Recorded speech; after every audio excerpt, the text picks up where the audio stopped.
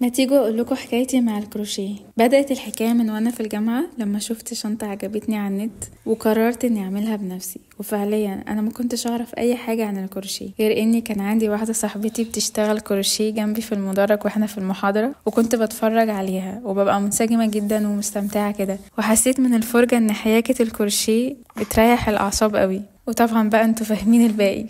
بننام وشوية كده خلفية ان الكروشيه ده بتاع الناس الكبار، بس طبعا مش دي الحقيقة. المهم اشتريت ماتيريال الشنطة اللي قررت اني اعملها، وبدأت اتفرج على فيديوهات للمبتدئين وعرفت الغرز الاساسية وبدأت اعمل الشنطة. وما تتصوروش قد ايه كنت فخورة بنفسي بعد ما خلصتها، واحساس بفرحة رهيبة وكأني مثلا عملت شنطة الاميرة ديانا. وكان كل اللي حواليا ما صدقوش ان انا اللي عملتها، ومن هنا اتشجعت اطور من نفسي واتعلم اكتر عن الكروشيه. كملت بعد الشنطة وعملت شنطة وشنطتين وايس كاب وبطانية بيبي وسرير بيبي ولكلوك. اتشجعت بقى واتحمست وكبرت في المجال حبة حبة. انتوا كمان ممكن تقدروا تبدأوا الفكرة، بس في البداية اول ما هتبدأوا تكتسبوا خبرة بسيطة وثقة في حاجة صغيرة هتقدروا تدوسوا. بالمناسبة عاملة لكم مفاجأة قررت اعملها لكم، طلبتوها مني كتير.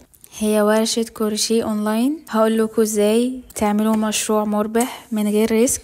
اغلب المشاريع اللي من غير ريسك بتبقى المشاريع اليدوية زي الكروشيه وغيرها، وهنتعلم مع بعض حبة حبة لحد ما نوصل ونعمل مشروع ان شاء الله. لو لقيت اقبال هعلن على الميعاد قريب جدا، وغالبا هيبقى في اجازة الصيف. استنوني وقولولي في الكومنتات ليكوا حكاية مع الكروشيه ولا لأ، ولو ملكوش حكاية تقدروا تبدأوا حكايتكم من دلوقتي. شير بقى لأوسع مجال عشان كل اللي نفسه يتعلم ويبدأ مشروع يدخل معانا.